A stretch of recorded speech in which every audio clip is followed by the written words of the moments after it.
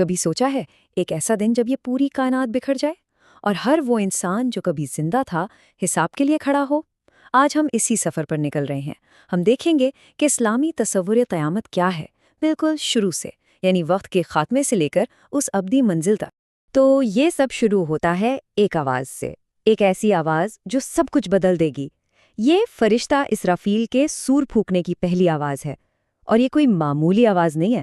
سوچیں، مکہ سے اٹھتی ایک گونج جو پوری کائنات میں پھیل جاتی ہے، ستاروں کو بجھا دیتی ہے، سورج کو لپیٹ لیتی ہے اور اس پوری کائنات کو ایک خاموش قبرستان بنا دیتی ہے۔ تو اس پوری کائناتی کہانی میں دو اہم موڑ آتے ہیں۔ پہلے سور کی آواز جو سب کچھ ختم کر دیتی ہے، موت اور مکمل خاموشی۔ پھر ایک لمبے وقفے کے بعد دوسری آواز گونجتی ہے، لیکن اس بار یہ تباہی کی نہیں بلکہ زندگی کی آواز ہے، ایک ایسی پکار جو ہر روح کو اس کی قبر سے اٹھا کھڑا کرتی ہے تاکہ وہ آگے آنے والے مراحل کا سامنا کر سکے۔ اب ہم اس کہانی کے اگلے حصے میں داخل ہوتے ہیں۔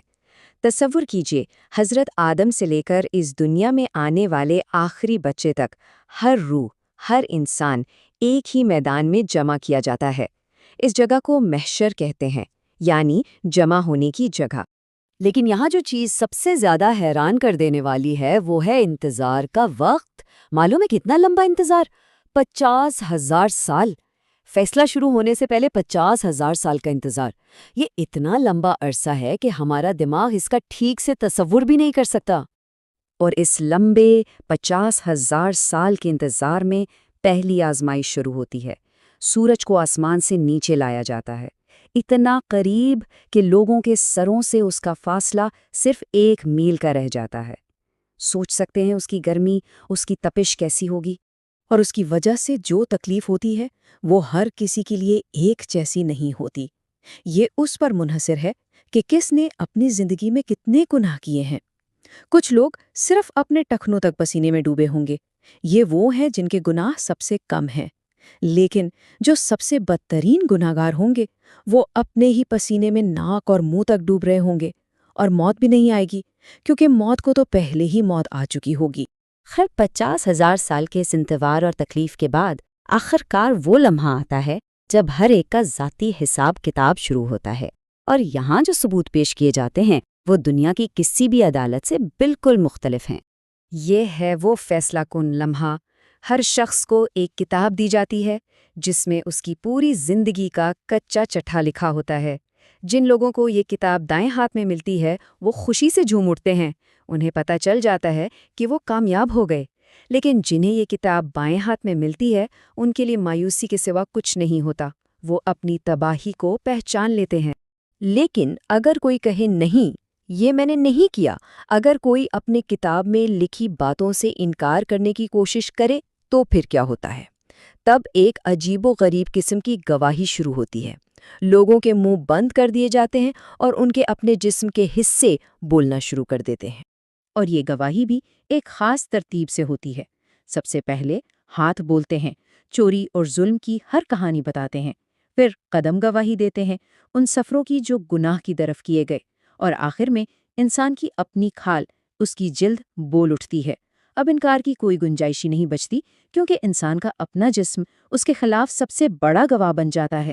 تو جب یہ حساب کتاب کا مرحلہ پورا ہو جاتا ہے تب کامیاب اور ناکام لوگوں کے درمیان ایک آخری اور شاید سب سے خوفناک رکاوٹ آتی ہے۔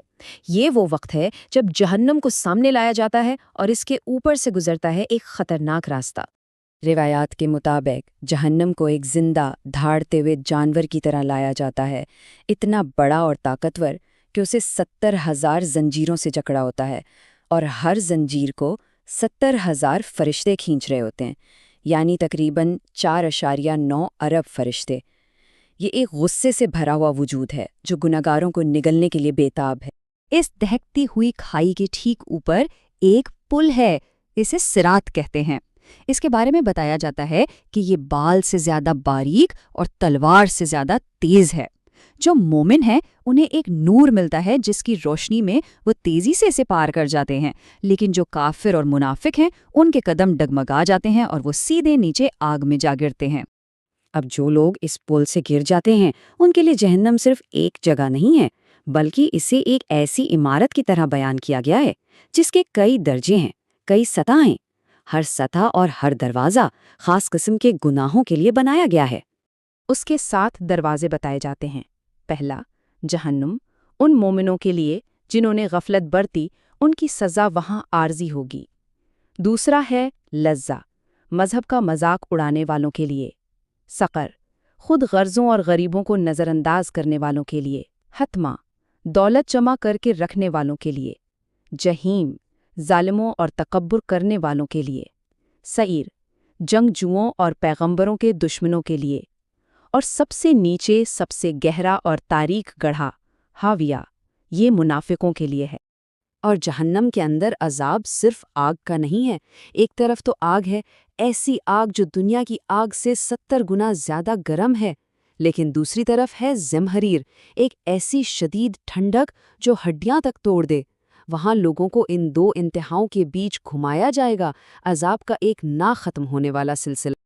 اب ان سزاؤں کی تفصیلات سے ہٹ کر آئیے اس پوری کہانی کے اصل پیغام پر غور کرتے ہیں۔ اس کا مطلب کیا ہے؟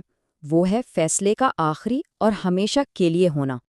اور اس فیصلے کی سنگینی کا اندازہ اس بات سے لگایا جا سکتا ہے کہ ایک روایت میں ایک ایسا تناسب بتایا گیا ہے جو حیران کر دیتا ہے کہ ہر 1000 انسانوں میں سے صرف ایک جنت میں جائے گا، جبکہ باقی 999 جہنم کے لیے مقرر ہوں گے۔ عذاب کتنا سخت ہوگا اس کا اندازہ اس بات سے لگا لیں کہ سب سے ہلکی سزا کیا ہے۔ سب سے کم سزا یہ ہوگی کہ ایک شخص کو جلتے ہوئے انگاروں پر کھڑا کیا جائے گا جس سے اس کا دماغ ابل رہا ہوگا، لیکن اس تکلیف میں بھی اس کو لگے گا کہ اس سے زیادہ تکلیف میں کوئی اور نہیں ہے، اور یہ سب سے ہلکی سزا ہے۔ تو یہ سب سن کر ایک سوال ذہن میں آتا ہے، اتنی جسمانی تکلیف کے باوجود سب سے بڑی سزا کیا ہو سکتی ہے؟ اصل اور سب سے بڑی سزا جسمانی نہیں بلکہ روحانی ہے۔